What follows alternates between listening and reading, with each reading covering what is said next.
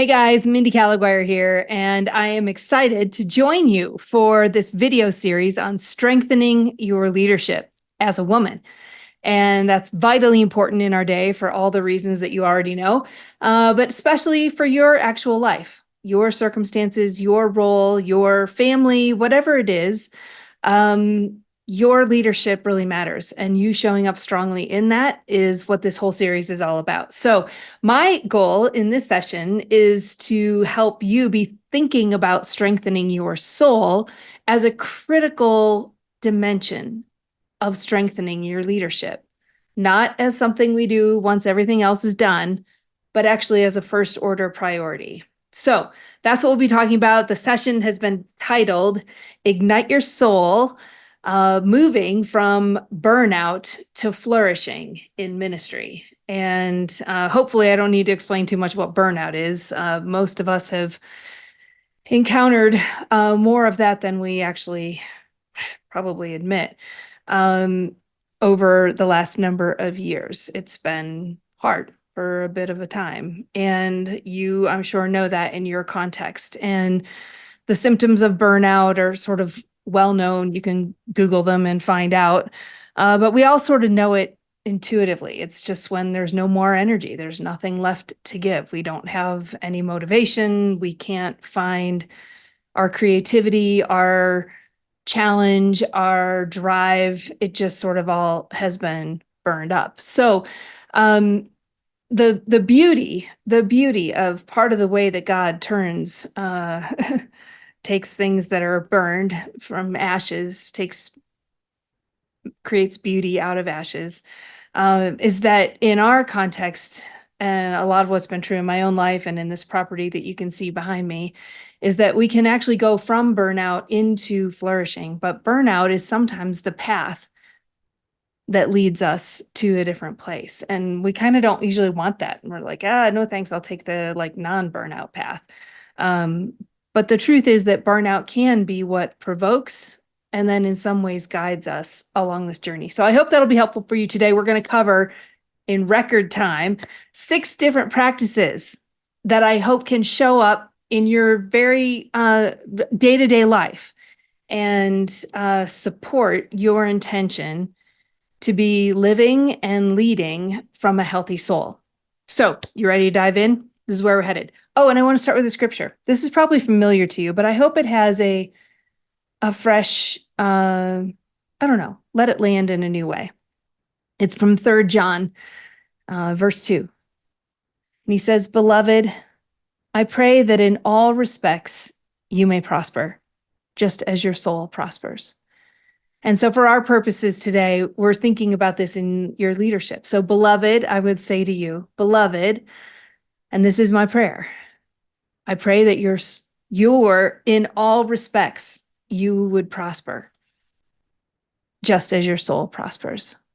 So sometimes we let the soul be the thing that happens at the end of the train, and instead we would like to suggest that that's actually the engine that's pulling the whole thing forward. So let your soul prosper. That's our goal. All right, we're going to cover 6 core spiritual practices that maybe are familiar, maybe might sound a little fresh and new. And they are, I'll read them all out for you so you know where we're headed. The practice of paying attention. Okay, so we'll talk about that. The practice of participation with God. Practice of participation. The third one is the practice of delight. 4th is practice of humility.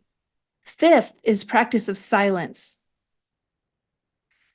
And the 6th and final one is the practice of rest. So all of them are important. They all get kind of woven into a way of life. But kind of the overarching theme here is that even if you've been in burnout, or you're currently in burnout, or you're afraid that you're careening headlong into burnout, maybe time to stop that forward motion into that space. Pause, reflect, consider where these practices could actually show up in your day-to-day life. May they be supportive to you. So let's start with this practice of attention and paying attention. There's a reason why it's the phrase paying attention. Like, it's a cost. It costs us to pay attention to things. And We all know what an attention economy is, that we are in a space and a time when every advertiser, everybody's trying to get your eyeballs on what they're doing. And Jesus will not compete with all that. But so much of the spiritual life, so much of following God is about learning to attend, pay attention to what is God doing in me, around me. What am I being invited into? How might I respond in this particular situation? All those kinds of things are examples of paying attention, and it will cost. It costs us to pay that kind of attention, but it is a cost that is a wise one for us to count and figure out how we can pay attention. Now, with soul care, we often talk about this like 3-part process, or not really a process, but a 3-part framework for helping us pay attention. And it's this: we all need a page, a person, and a plan. And so with that, what we mean is a page is we need a way that helps us pay attention by journaling, paying attention, not like a slave to it, not daily for however long, but paying attention in the written words of a journal to what's going on in your own heart, in your own mind. What are you sensing as an invitation from the Lord? What is changing in your circumstances, or what isn't changing fast enough for your preferences? Those are the kinds of things that we can pay attention to in the pages of a journal.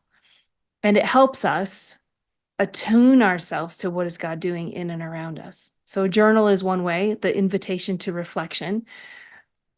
The person is another way we pay attention. And that is, it's kind of fun. You know, women tend to be a little bit more relational than our male counterparts. Maybe a generalization, probably true. A person is a relationship. A friendship could be a ministry peer, could be a spiritual director, a therapist, a coach, but someone who's helping you pay attention to what God is doing in and around you. Again, the reflection that we do is one way of paying attention. But in the context of one of these relationships, we're paying attention through what the other person is bringing to us. They don't speak for God per se, but so often we know that the Lord speaks through. I just had a conversation this morning with a dear friend, and on both sides, she felt that the Lord had spoken through things that I was reflecting back to her, and I definitely sensed that as she was reflecting back to me what she saw and what her prayers were for me. And all of that is how do we pay attention to what God is doing, not just to what the person is saying. And then the plan is how we pay attention to the rhythms of our life. How are we paying attention? How are we creating a system or a lifestyle that keeps us dialed in? What is God doing? What is God saying? Okay, so you get the idea. The practice of paying attention. Now, where could that show up in your life today? Is there one way that even now you could pause this, stop listening, and just say, God, I'm paying attention. What do you want to say to me? Or to your own soul, God, what's going on? God, help me understand what is going on in my own soul. So anyway, pay attention. That's the first practice. All right, the second one is the practice of participation. In one of his books, Dallas Willard talks about like a process. This one is a process, not just a framework, but a process of deepening our level of surrender to God. Most of us are well aware that we begin our journey with God in a posture of surrender. And that over time, Willard argues, and I totally think he's right, that we then grow into a point of being able to abandon ourselves more to God. So there's surrender and then abandonment. And then deeper still of our journey with God is when we can come into a place of trust and contentment no matter what. So surrender grows into abandonment, grows into contentment, profound contentment, where like Paul, we can say, I can be content in all things, whether I have a ton or hardly anything. I am dying to self. My agenda is I'm releasing it, and I can be content no matter what.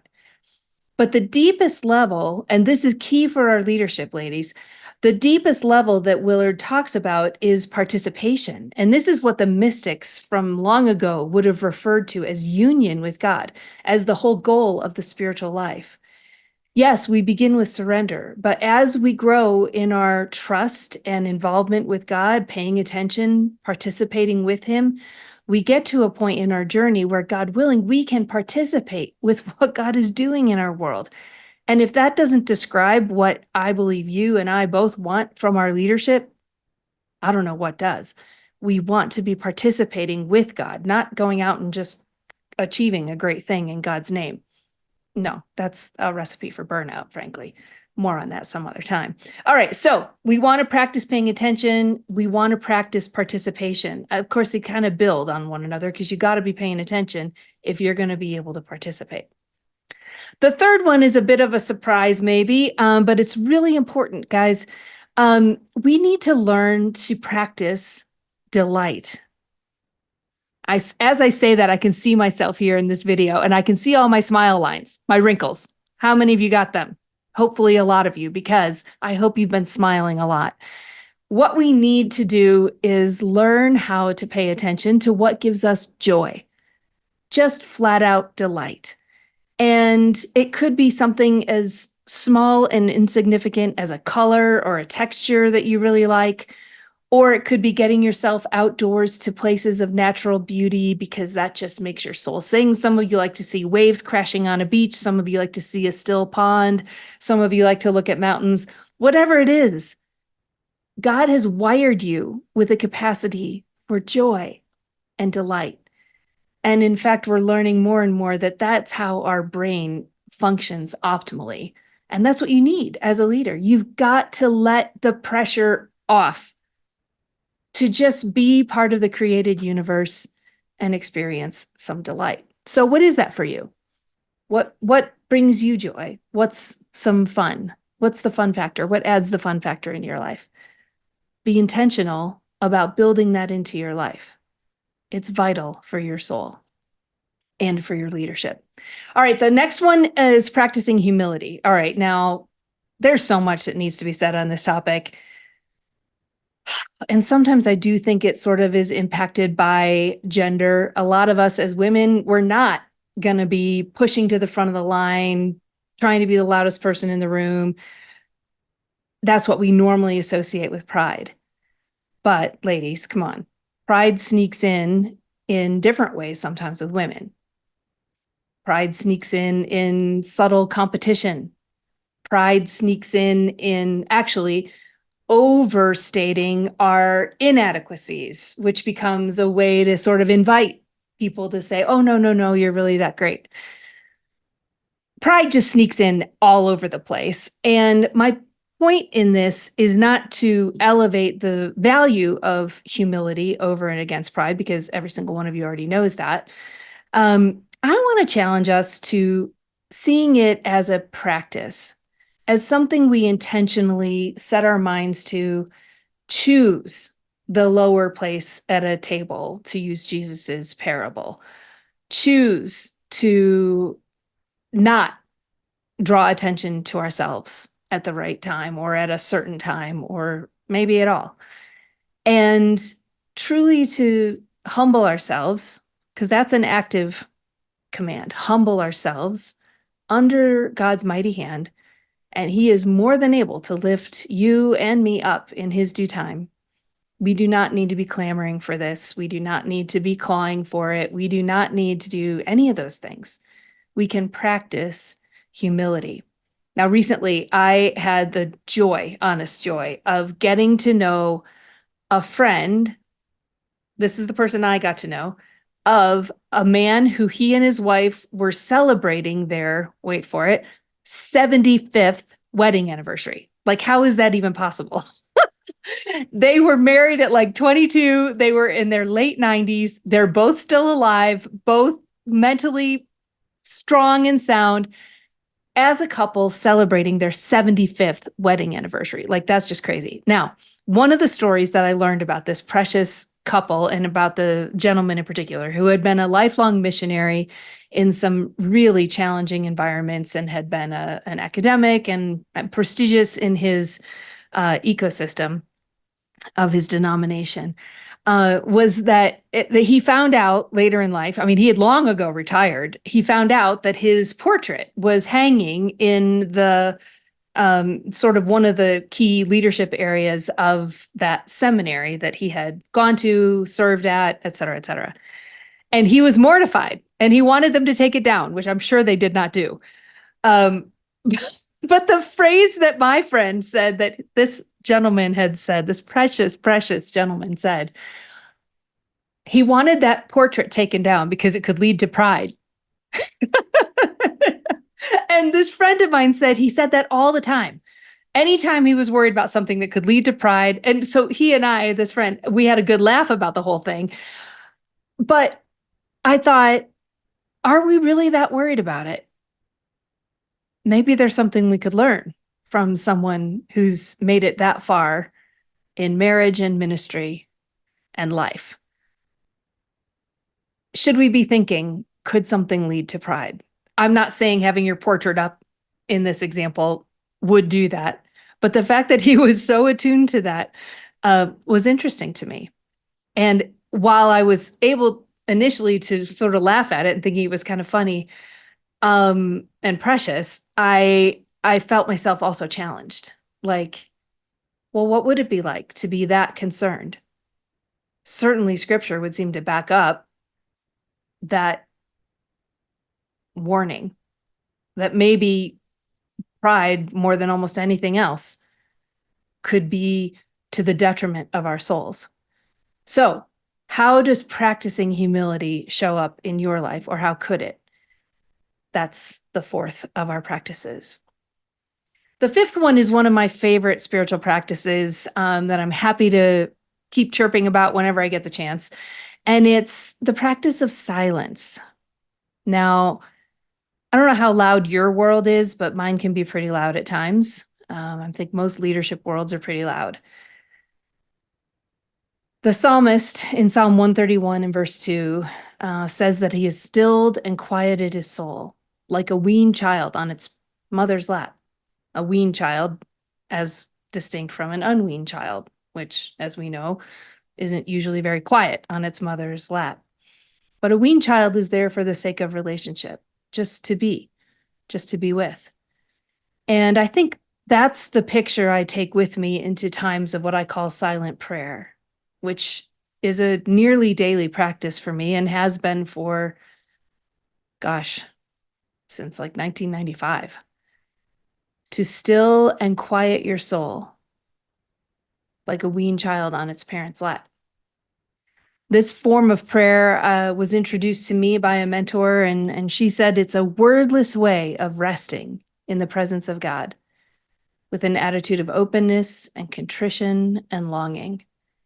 And that's my hope for you, is that you can find not just little pieces of like 30 seconds of silence or 3 minutes of silence, but actually extended times of silence, not thinking thoughts about God, not thinking about scriptures or songs, or just quiet.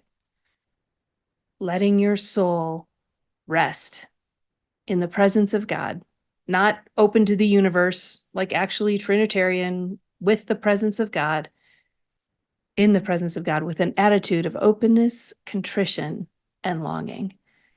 And friends, that has opened me up to so many versions, so many aspects of transformation over many years, and is part of how you can practice some of these other things, because we learn in the silence to let go of our driving loud agenda that causes us not to be able to pay attention to God or anyone.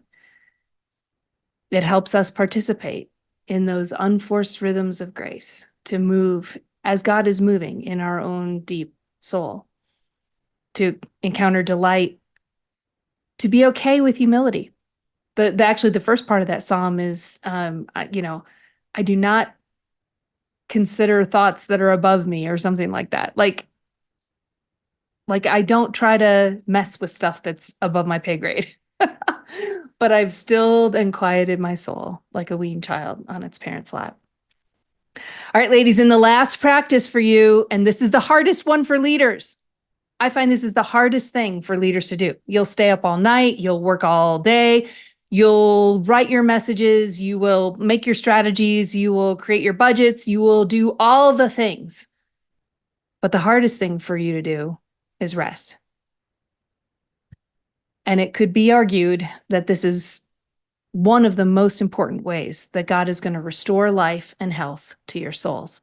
And sometimes a season of burnout is actually what takes you to a time of forced rest, where you just can't go anymore. Rather than resisting that, rather than resenting it, rather than judging yourself or anyone else, what about taking that invitation to rest? What about letting your soul be quiet? What about the curiosity of fallow ground? What happens if you just let go of your productivity for a bit? What if you just rest? Whether it's a rhythm of Sabbath that you need to restore, whether it's a rhythm of retreat on a monthly, quarterly, annual basis, or whether it's a bigger extended time into sabbatical or something like that. I think that's one of the biggest ways that God wants to bring healing into our lives is through rest, where we remember God is God, we are not, and we can lie down in peace, knowing that the universe is being well tended. The things we care about, likely He cares about them even more than we do. And it can be well with your soul. So, friends, that's what I have for you today. And I wanted to end with that verse. My prayer for you. Beloved, I pray that in all respects you may prosper, just as your soul prospers. Go out there and lead strong, ladies. We need you.